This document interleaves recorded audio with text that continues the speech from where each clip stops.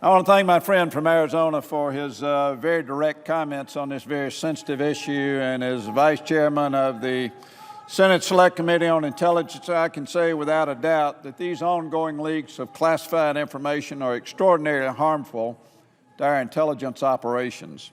Every day we ask our intelligence officers and agents to be out there on the front lines, putting their life in harm's way, gathering information, meeting sources, and using a variety of highly sensitive collection techniques. Depending on where these officers are around the world, the operating environment can be both dangerous and downright hostile. This means that they have to be as much or more on guard to ensure that operations don't get blown and their own lives and the lives of our sources are not jeopardized. But each time classified information shows up in the media, the intelligence community's ability to do these dangerous assignments becomes that much more difficult. Not only do these leaks tell our enemies how we do our jobs and therefore how they can block or impede our efforts, but with each leak, our friends and allies are left to wonder how much they can really trust us with their own secrets. Now, these are not hypothetical concerns. Senator McCain alluded to a couple of anecdotes, and also a few weeks ago, in the middle of an ongoing operation, we all, friends and enemies alike, learned that details of efforts to disrupt an al-Qaeda bomb plot to a civilian aircraft.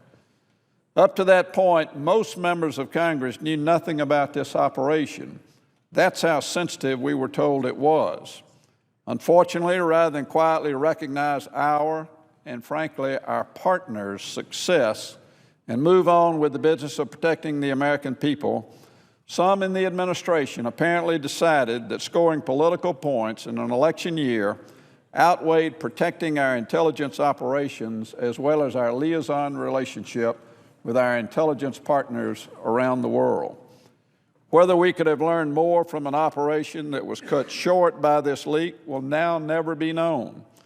But we've been warned by some of our allies that they will think twice before they share highly classified information with us. Unfortunately, the leak of the airline plot was no isolated incident. From kill lists and bin Laden movies to cyber warfare, it appears that nothing is off limits, nothing is too secret, no operation is too sensitive, and no source is too valuable to be used as a prop in this election year posturing.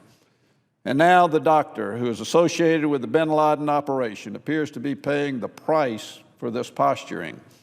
Following public disclosures of his involvement, he's been sentenced to 33 years in prison, a true life sentence of 33 years in prison in Pakistan.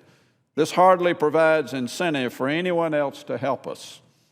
These disclosures, whether quietly sanctioned or not, are simply unacceptable.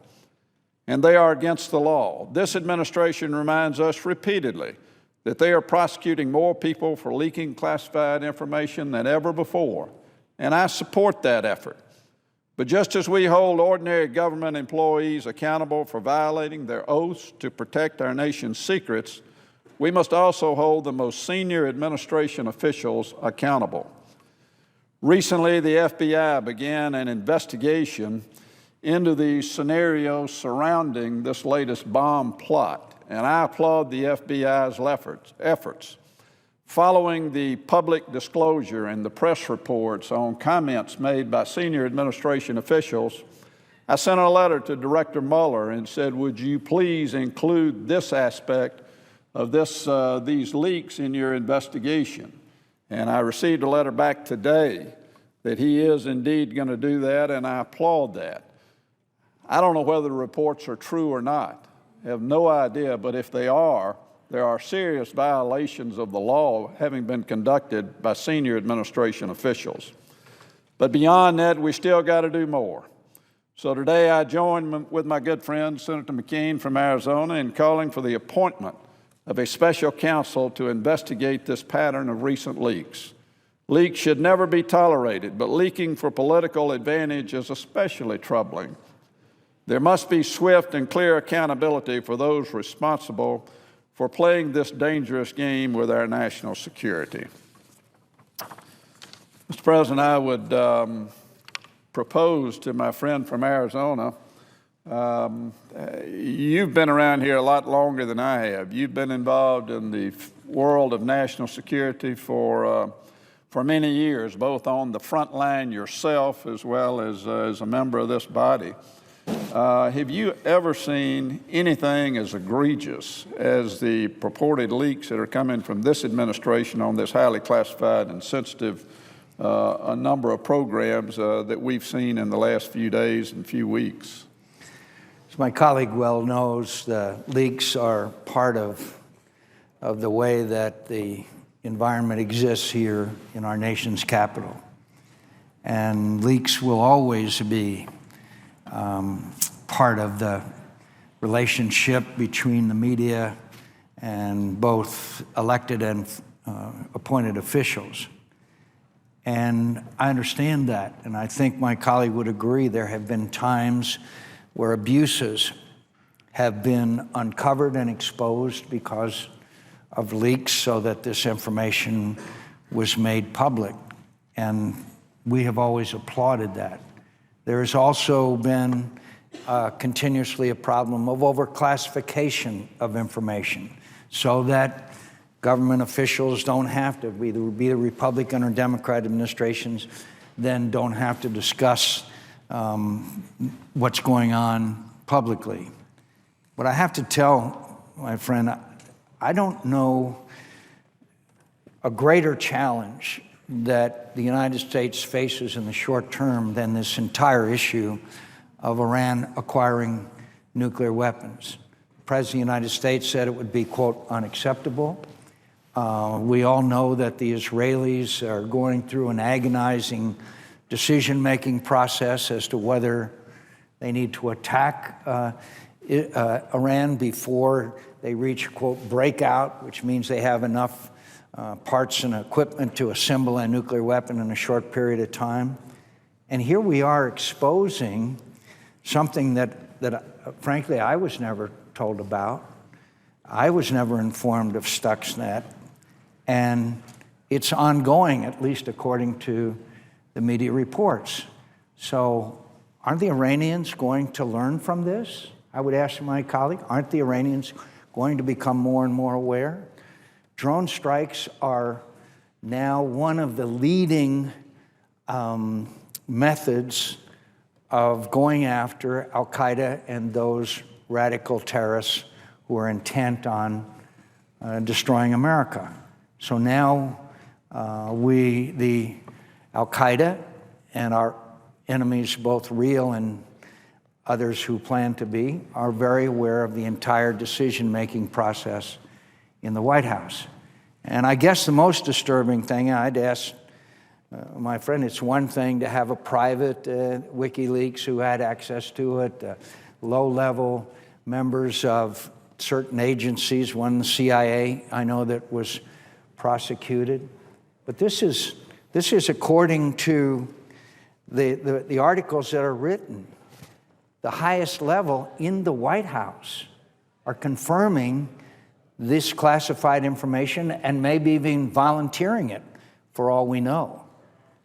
But there obviously has been a very serious breach of perhaps the two most important challenges that we face, the Iranian nuclear process and, of course, the continued presence and efforts of al-Qaeda to attack America. I wonder if my friend from Georgia would agree that this is two of the most challenging national security issues that America faces. I think my friend from Arizona is exactly right. I mean, we have, there have been rumors of the drone program for actually for a couple of years now, dating back almost into some period back into the Bush administration. And as members of the Intelligence Committee, we were always told, and rightfully so, that this is a covert program and you simply can't discuss it. So we never have. And now you pick up the newspaper, and over the last several weeks, you've seen the President of the United States discussing the drone program. You've seen the Attorney General of the United States discussing the drone program. You've seen the National Security Advisor discussing the drone program. And yet, technically, we as members of Congress, particularly members of the Intelligence Committee, can't talk about this because they're covert programs. So there's simply no question but what our enemy is better prepared today because of these various leaks and public disclosures. Let me move to the other issue you talk about, though, the issue of the nuclear weaponization of Iran. There is no more important national security issue in the world today.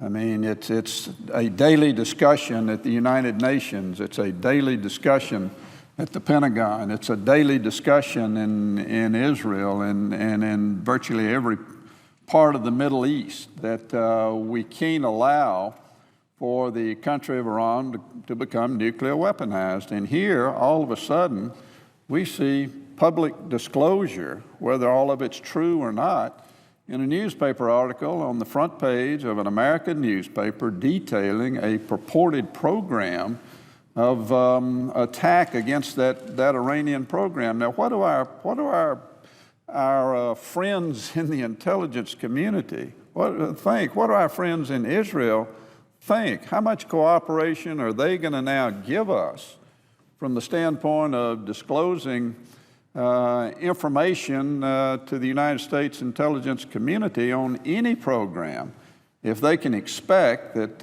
if this is in fact true, that what they tell us is going to be on the front page of the New York Times? And not only that, but it's not coming from some private who went on the internet and found a bunch of classified documents.